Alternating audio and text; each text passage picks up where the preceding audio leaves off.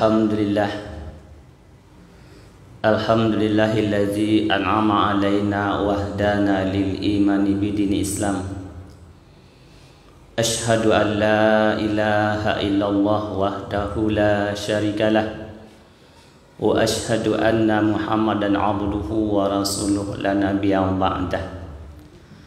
Allahumma fasalli wa sallim wa barik ala sayyidina Muhammad wa ala alihi wa ashabihi ajma'in. Amma ba'du fa ya ibadallah ittaqullaha haqqa tuqatih wa la tamutunna illa wa antum muslimun. Qala lahu ta'ala fi kitabihil karim, na'udzu billahi minasyaitonir rajim, bismillahirrahmanirrahim.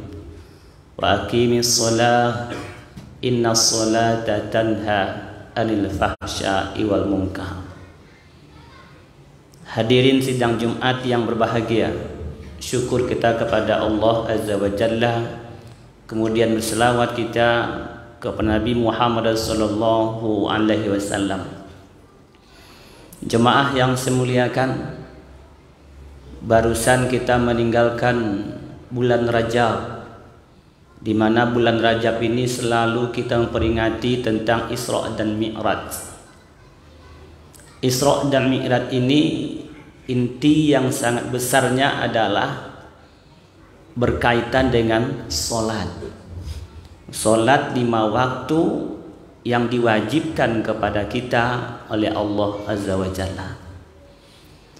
Hadirin berbahagia, Allah mengatakan bahwa solat itu mampu mencegah daripada perbuatan keji dan mungkar.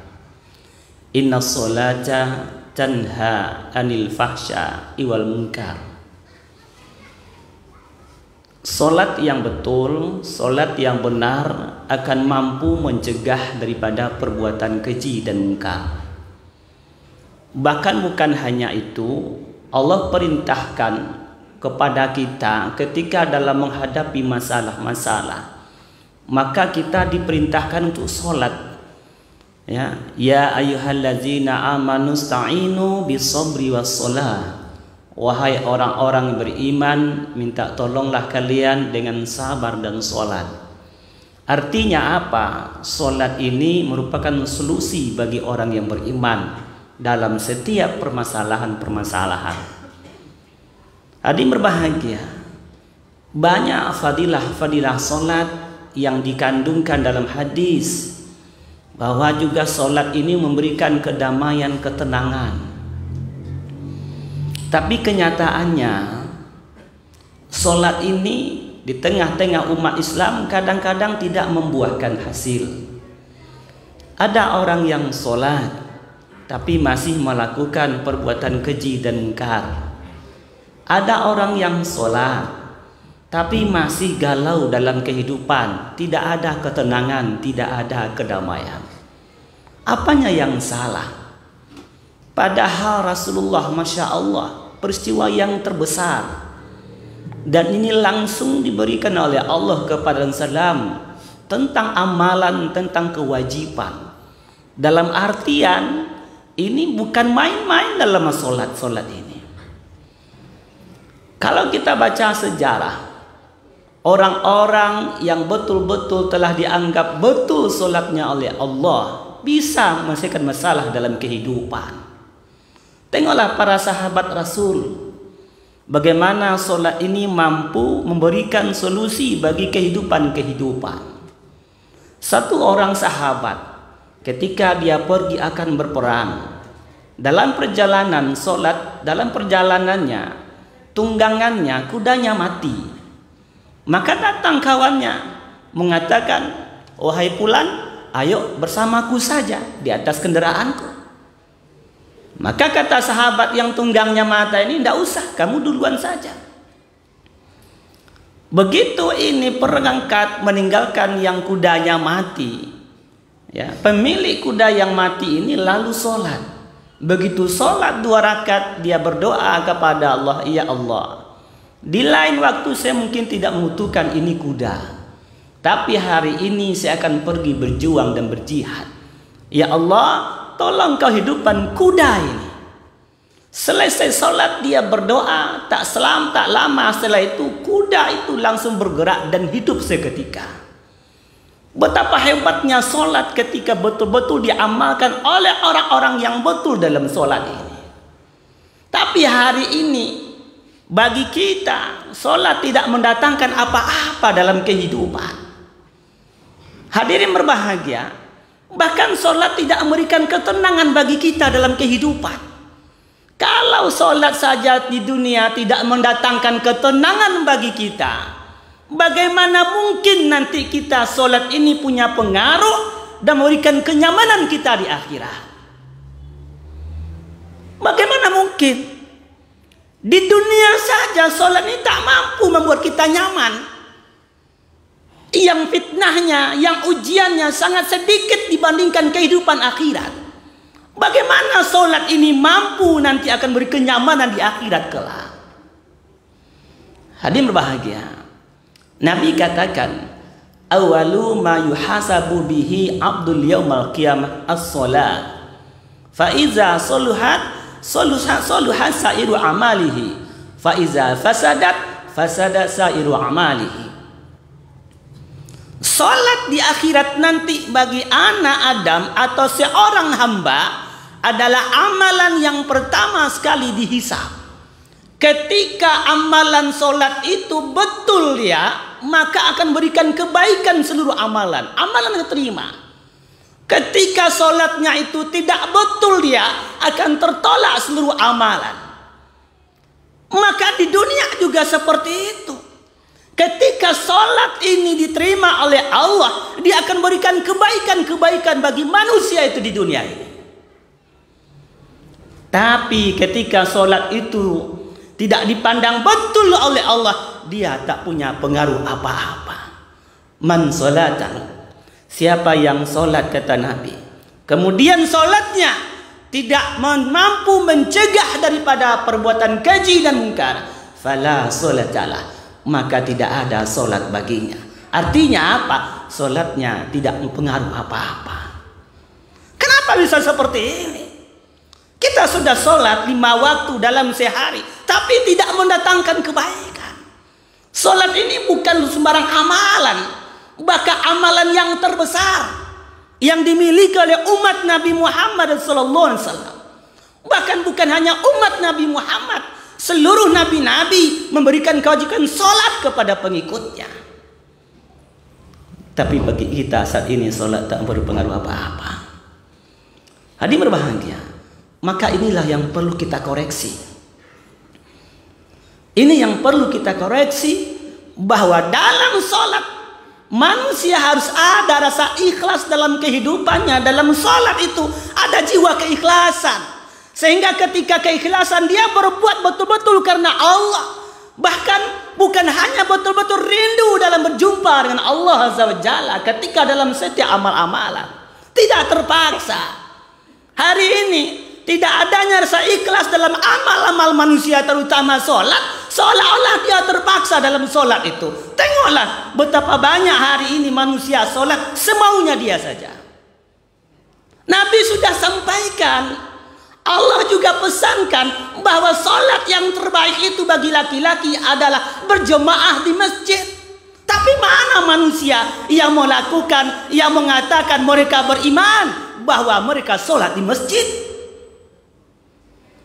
Mereka sholat itu hanya semaunya dia saja, tidak maunya Allah. Bagaimana mungkin mendatangkan kebaikan? Bagaimana mungkin mendatangkan akan mampu memberikan kedamaian kepada seseorang? Ada rasa keikhlasan. Ketika keikhlasan itu ada dalam dirinya ketika dia sholat, bahkan sholat itu ditunggu-tunggu waktunya. Ada rasa ketakutan dalam diri manusia ini. Ali bin Abi Thalib ketika sedang berwudu, wajahnya pucat basi, maka ditanya oleh sahabat, wahai Ali, kenapa ketika berwudu engkau dalam keadaan pucat? Apa jawabannya? Tahu enggak engkau, sekarang saya akan berhadapan dengan siapa? Saya berhadapan dengan Allah Azza wa Jalla, pencipta dunia ini, pencipta alam ini. Hadirin berbahagia, bagaimana yang kondisi kita? Nah, bagaimana keadaan sholat kita? Tidak maksimal. Kenapa? Keikhlasan tidak ada. Sholat seolah-olah terpaksa. Maaf cakap, betapa banyak orang sholat tidak maksimal dengan sholatnya. Dari segi waktu dia mau-maunya saja. Mau sholat zuhur jam 1, jam 2, jam 3. Yang penting sebelum asar masuk. Padahal Nabi katakan sholat yang terbaik adalah di awal waktu. Betapa banyak manusia dengan zahiriannya saja. Dia sholat semaunya saja. Padahal kata Allah, kalau kalian nak ke masjid, cari pakaian yang terbaik. Ini sholat seenaknya saja. Sholat pakai baju kaos dan segala macam. Coba kalau kita pergi ke tempat-tempat orang yang akan kita muliakan, kita berdandan, berpakaian rapi dan segala macam. Tapi ketika sholat menghadap Allah, kita sholat dengan pakaian apa adanya. Bagaimana sholat akan berpengaruh dalam diri kita? Hadirin berbahagia, maka maksimalkan, adakan kerinduan kepada Allah ketika sholat itu, maka dia akan mendatangkan hasil. Kemudian adakan rasa takut bahwa kita jangan-jangan sholat kita tak akan Allah terima, sedangkan kita hadapi adalah Allah Azza wa Jalla, dan amal yang pertama sekali akan dihadapkan kepada Allah adalah sholat ini. Sholat amal pertama. Kemudian adakan selalu ingat Allah, allazina yazkurunallaha qiyaman wa qu'udan wa ala junubihim. Ketika berdiri, ketika duduk, ketika berbaring, kita ingat. Apalagi dalam sholat. Betapa banyak orang ngau dalam sholat. Dia sholat yang dia baca entah kemana, ingatannya entah kemana. Manalah mungkin sholat ini akan memberikan hasil di dunia. Kalau seperti ini salat seseorang, dia tidak mampu memberikan kedamaian dan kenyamanan bagi kehidupannya di dunia ini, bagaimana mungkin salatnya akan mendatangkan hasil di akhirat? Bagaimana mungkin akan mendatangkan keselamatan di akhirat? Untuk dunia saja dia tak sanggup salatnya mendatangkan kebaikan, ketenangan, kebahagiaan. Hadirin berbahagia, ini adalah bulan Sya'ban, bulan amal-amal. Sebentar lagi kita akan masuk kepada bulan Ramadan, yang merupakan induk daripada segala bulan. Maka untuk itu, ayo kita koreksi, maksimal lagi dalam amal-amal, terutama sholat ini. Jangan sholat sembarang semau-maunya kita aja. Sekarang kita awali dengan caranya bagaimana berjemaah, kita utamakan dahulu. Berjemaah 5 waktu di masjid atau di musola. Usahakan bagi kita ya laki-laki. Carilah pakaian yang terbaik ketika sampai ke masjid ini. Sehingga dalam kehidupan ada buah. Makanya sholat diawali dengan takbir, disudahi dengan salam. Kita besarkan Allah, hilang kesombongan. Kita berikan keselamatan kepada setiap umat yang ada di kiri kanan depan kita ini. Barulah dia akan mendatangkan hasil, memberikan kebaikan dunia dan akhirat. Fa'tabiru ya ulil absar la'alakum tuflihun. Allahumma shalli wa sallim wa zid wa an'im wa tafaddal wa barik bi jalalika wa kamalika ala sayyidi ubbadik Abi Qasim sayyidina maulana Muhammad salli wa sallim wa radiyallahu tabaraka wa ta'ala an kulli sahabati rasulillahi alaihim ajma'in.